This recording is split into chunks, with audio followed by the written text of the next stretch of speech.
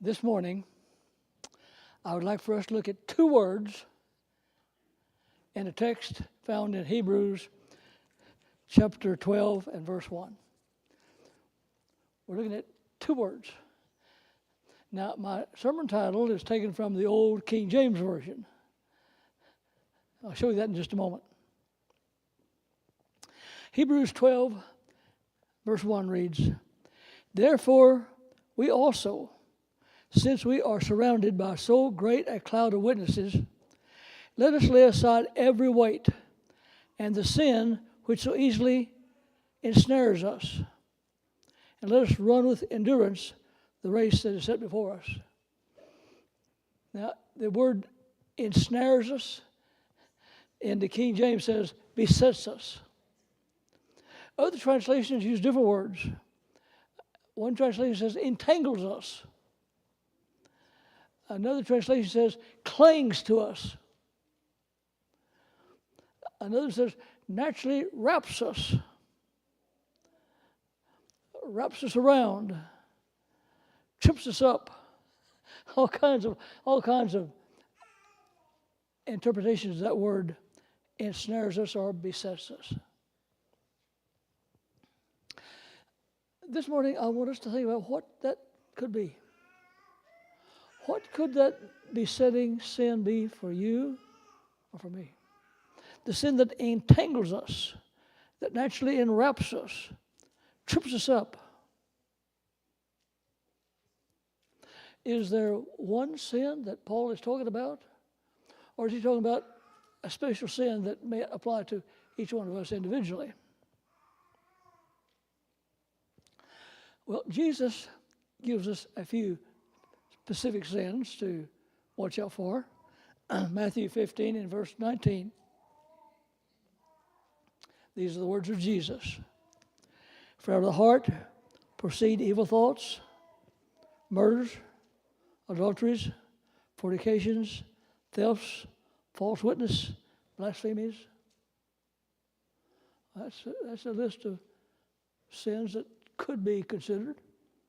Now, Mark's account of this same experience includes a few extra words that Matthew doesn't have. Mark 7, verses 21 and 22. You notice that Mark goes over the same ones but adds a few more. "For from within, out of the heart of men, proceed evil thoughts, adulteries, fornications, murders, thefts, covetousness, wickedness, deceit, lewdness, an evil eye, blasphemy, proud, foolishness." Well, we're getting quite a list of sins out there that we could pick from.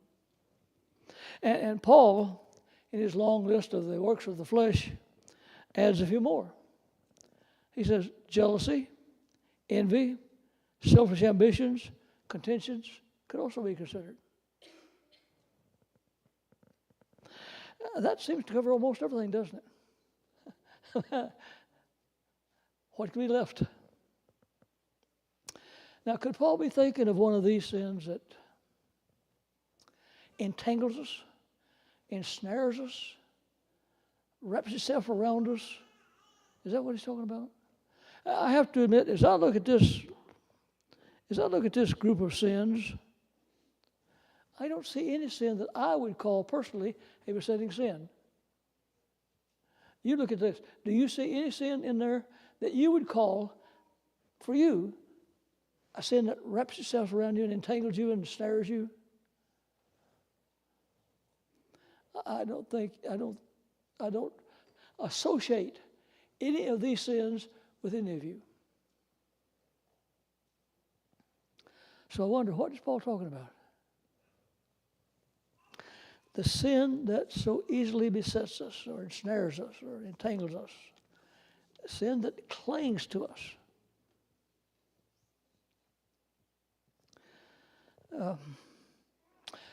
Paul may be giving us a hint in 2 Corinthians chapter 12 and verse 7. Paul says this about himself: "And lest I should be exalted above measure, By the abundance of the revelations, a thorn in the flesh was given to me, a messenger of Satan to buffet me, lest I be exalted above measure. Paul is saying that I have a problem.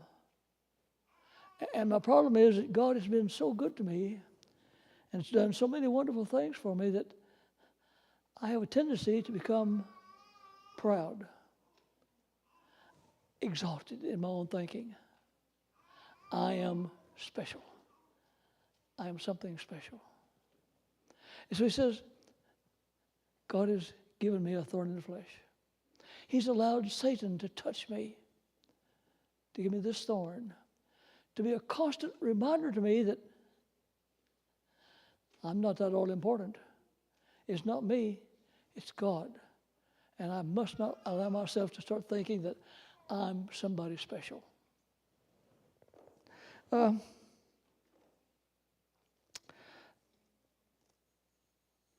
Think about this word self. Self-centeredness, selfishness.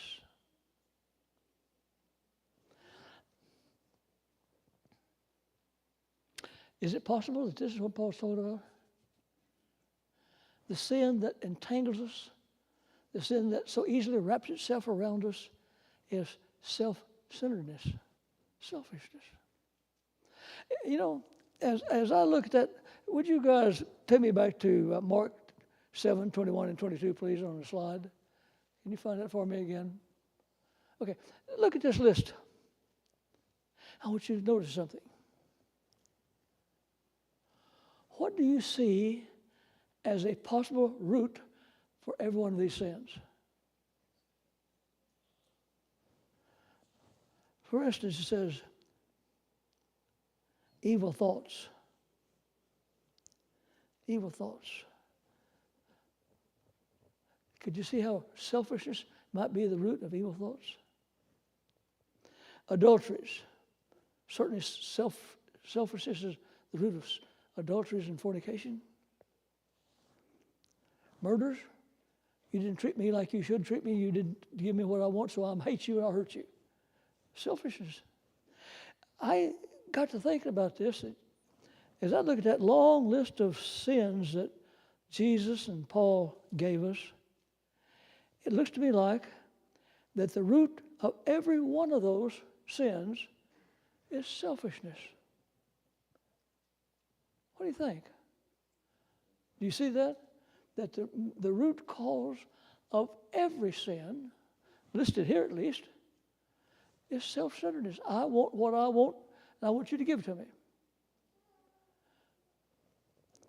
If you don't give it to me, I'll steal it. Every one of these seems to be come back to this word selfishness. Let's notice the original sin. It's found in Isaiah chapter 14, 12 to 14. Isaiah chapter 14, 12 to 14.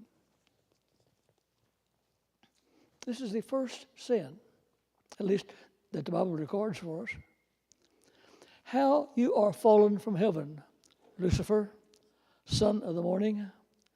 How you are cut down to the ground, you who weaken the nations. For you have said in your heart, I will ascend into heaven. I will exalt my throne above the stars of God. I will also sit on the mount of the congregation on the further sides of the north. I will ascend above the heights of the clouds. I will be like the Most High. What do you hear there? Selfishness. Self-centeredness. The root of all sin, it started with selfishness. This mighty angel began to indulge these thoughts of selfishness until it engulfed him and controlled him, until it led to his being cast out of heaven. As soon as he came to this earth, he began to try to entice the newly created beings, Adam and Eve, to share in his self-centeredness. So he approached Eve. Genesis 3, verses 4 and 5. And notice what he does with Eve in Genesis 3, 4 and 5. Then the serpent said to the woman, "You will not surely die, for God knows that in the day you eat of your eyes will be opened, and you'll be like God. You will know good and evil." What he's here, he's appealing to what? Her self-centeredness. He's appealing to her selfishness, her desire to have her eyes opened, her desire to be like God, to know things of God. So the temptation that Satan used to establish sin in the human family was again rooted in self-centeredness, selfishness.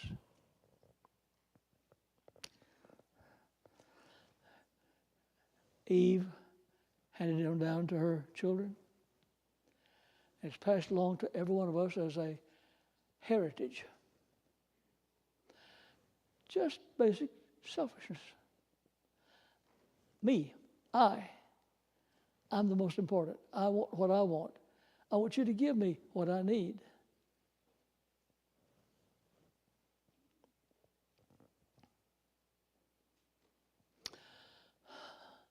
Even after the disciples had been with Jesus for 3.5 years, and Jesus was coming to the close of his earthly ministry, on the night of his betrayal, Jesus established the Lord's Supper, a final gift to the church. I want you to notice what Luke says was going on in the minds of the disciples at that last supper. Luke 22, verse 24. Luke 22, verse 24. Now this is talking about right there at the very last days of Christ, just before his betrayal and crucifixion in the upper room. It says the disciples among them were arguing. It says there was a dispute among them as to which of them should be considered the greatest. After 3.5 years with Jesus, seeing perfection, righteousness manifested before them, and yet they were still, each one wanted to be first. I want to be top. I want to be the best. I want all of you to recognize me as being above you. I'm special. Selfishness.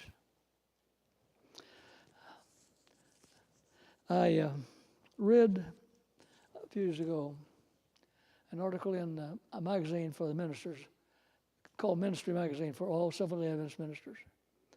And in this magazine, this man wrote an article. He had been a great leader in our church. They didn't give us his name. They said if you knew his name, you'd be shocked. So we don't know who he was. But he is a leader in the Adventist church. In this article, he said he had been retired for 12 years. At the time I read that article, I'd been retired about 12 years, so he's bound to be about my age. Anyway, I have to admit I've wondered who it was. I can't figure it out. Anyway, he said, after 12 years, I began to look back over my life. He said, I have come to realize a terrible thing about me. He said, as a leader of the church, as an officer or administrator of the church, every decision I made was based on how it would affect me and my rise among the denominational ranks. He said, I have been forced to recognize that the decisions I made were not based on what was good for the church, but what was good for me. Boy. He said, I can't do anything about it now. I'm retired. can't change anything. All I can do is ask God to forgive me. And he says, I'm writing this article appealing to everyone who has an office in the Adventist church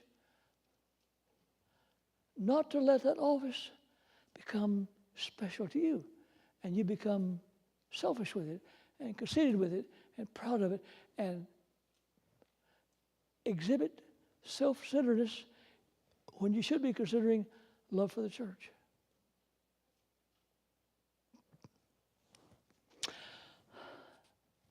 I had a similar experience, I have to admit. I don't know how it happened. I don't even know when it happened. I know I was pastoring in Phoenix, Arizona.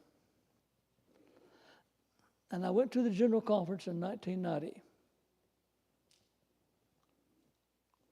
And at the General Conference, there was one sermon that was preached by George Rice. His title was, It Did Not Happen in 1901, Will It Happen in 1990? I remember the title. I remember the sermon. And God spoke to me in that sermon.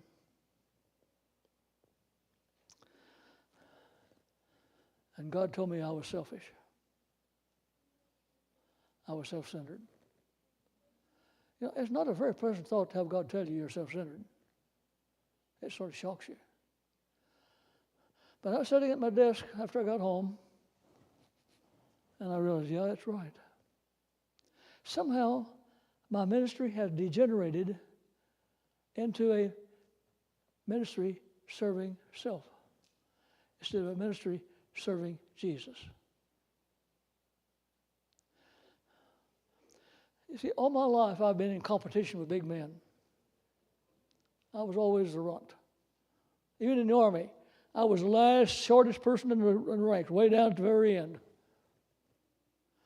So I've always been competitive. I've been always wanting to be accepted. And somewhere in my ministry, and I don't know when it happened, I began to work to glorify self. In other words, I wanted to have more baptisms than any other pastor in Phoenix. We had 17 churches in Phoenix, white churches. I wanted to have more baptisms than any of those men. I wanted to have a bigger tithe gain than any of those other men in those other churches. I wanted to have a larger growth in church attendance than any of the other pastors did. I worked hard for self, not for Jesus. Boy, it hit me like a ton of bricks. That was in 1990. I'll tell you this about the experience. I was going to drive to Detroit, Michigan, where the General Conference was, and that day in Phoenix, Arizona, it was 122 degrees. And I was driving along, and I noticed my temperature gauge on the car began to ease up, but it never did get really hot. So it wasn't really, I mean, it's 122 degrees out there. You'd expect the temperature to get a little hotter, but I blew the engine on the car, blew the head gasket. So I didn't get to drive. I rented a car and came back to Phoenix. I was on the road going to Detroit. I got home, the word got around the church that my car blew the engine on the car, and I wasn't going to be able to go to the General Conference. My elders got together, or at least, some elders, one of them, some of them, anyway, the elders got together and bought me a plane ticket to Detroit. I don't know what it cost them, but they got together and bought me a plane ticket, so I flew to Detroit and back. After it's all over, and after I had this epiphany, this awareness that I was self-centered,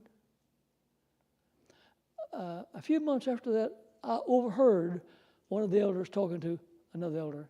I heard him say this: our buying a plane ticket to send Pastor Sharp to the General Conference was the best money we ever spent.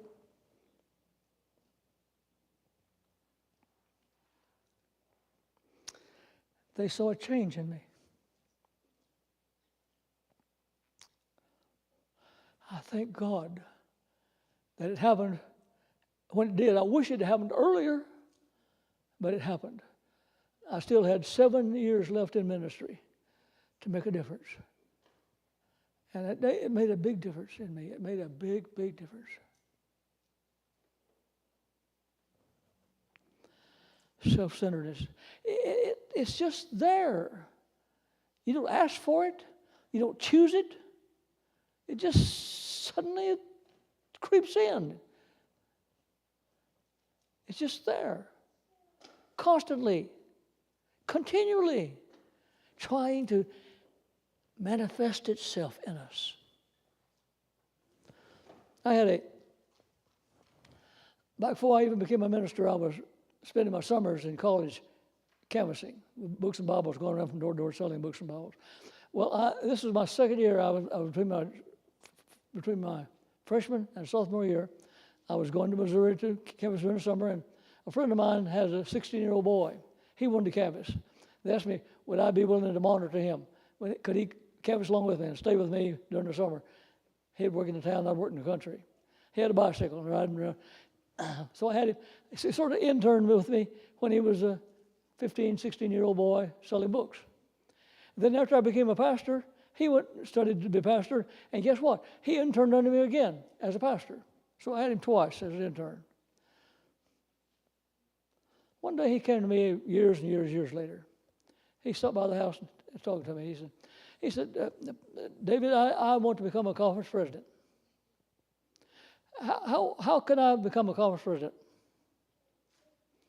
Well, I said, knowing you, I'd say here's the channel, the path for you to become a conference president. First of all, you got to pastor a big city church. You need the experience of pastoring a big city church. And from there, you need to become a ministerial secretary of a conference. And then as a ministerial secretary, it's an easy step into a presidency. You know, he did exactly what I told him to do. And it worked out just like I said it would. Within 2 or 3 years, he was the president of Indiana, I think. Bad thing. It was all based on what? Self-centeredness. I want to be conference president. His whole ministry was based on selfishness. When he was elected president of, I believe it's Indiana, he told all of his staff, you refer to me as Mr. President. Not elder, not pastor, president. I am president. He didn't even last 2 years. They couldn't stand him. They got rid of him. But his whole attitude was, his whole desire, his life was based on selfishness.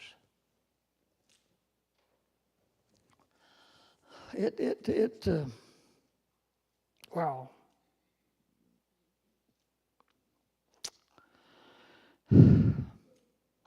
It's just there. In every one of us. It's inherent in us.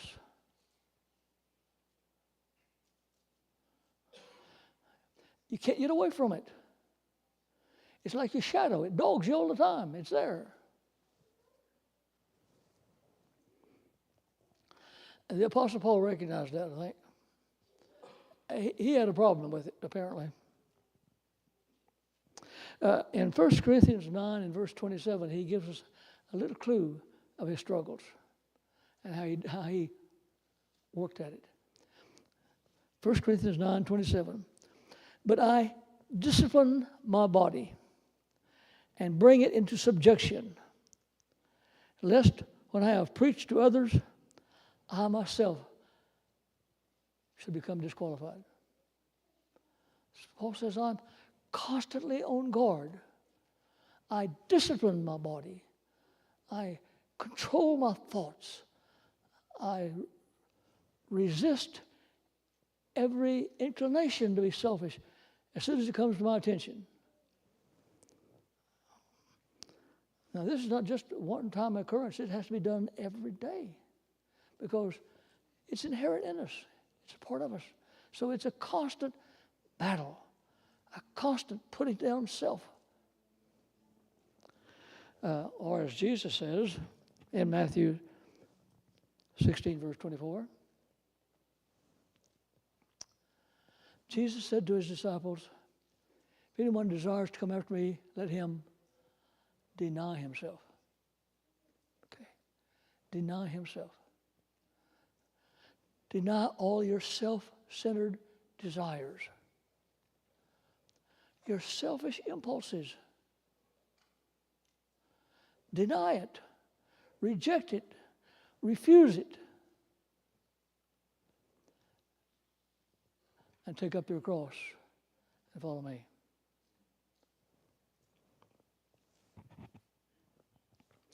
My favorite author says this. Someone in the booth, I think it's next slide. This is from Ellen G. White, Volume 5 of the Testimonies, page 231. I want you to look what she says. After the union with Christ has been formed, in other words, after we become Christians, it can be preserved only by earnest prayer and untiring effort. We must resist, we must deny, we must conquer self. What did you say? We must resist, we must deny, we must conquer self. Through the grace of Christ, by courage, by faith, by watchfulness, we may gain the victory. So it's not impossible, but it's going to take an effort on our part of constantly denying ourselves, watching out for any evidence that I am being motivated by self-centeredness.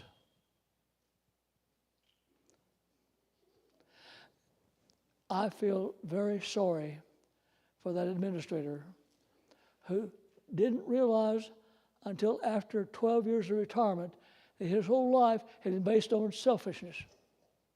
I feel sorry for the guy. I just wonder what God could have accomplished with him had he not been self-centered. And I have to admit, folk, I wonder what God might have accomplished with me if I hadn't been so self-centered. I'm sure, I am reasonably sure that God wanted to do a lot more with me than he did.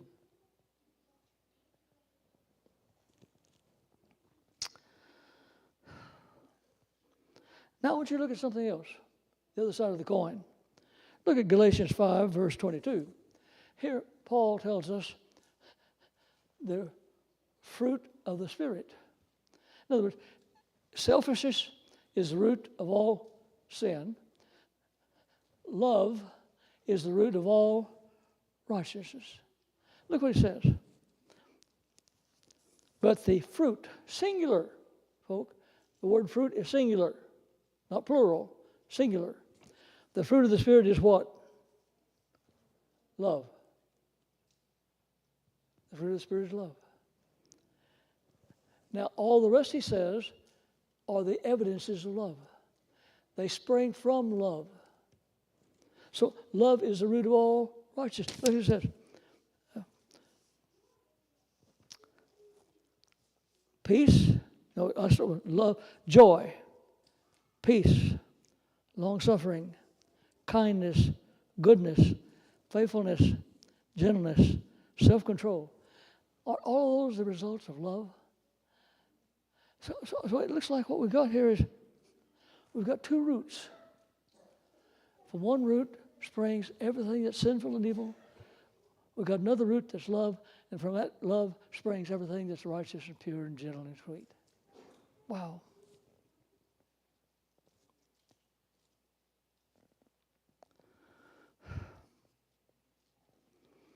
Only God, through the Holy Spirit, can deliver us from self.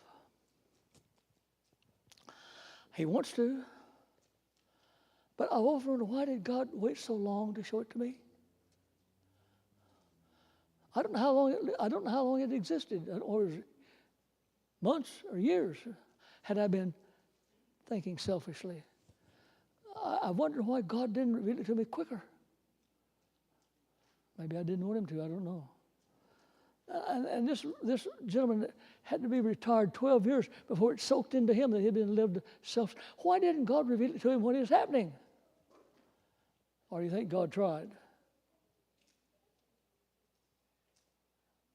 I think he tried. I do. I think God doesn't like self-centeredness and selfishness. He doesn't like the results of it. He doesn't what it leads to. So I think God tries to nip it in the bud, but here again, God is very, very conscious of our attitude and our willingness.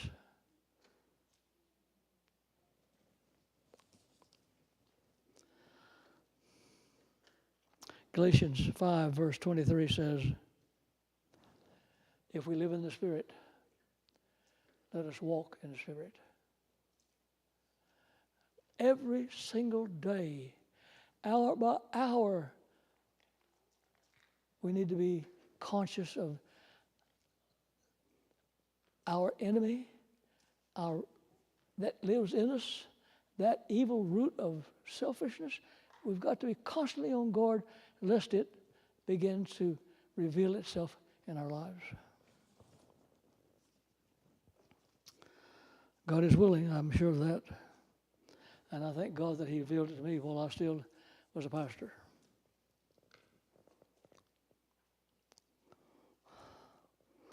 I don't know what changes I made. I honestly don't. But the elders sure saw a change in me anyway, somehow.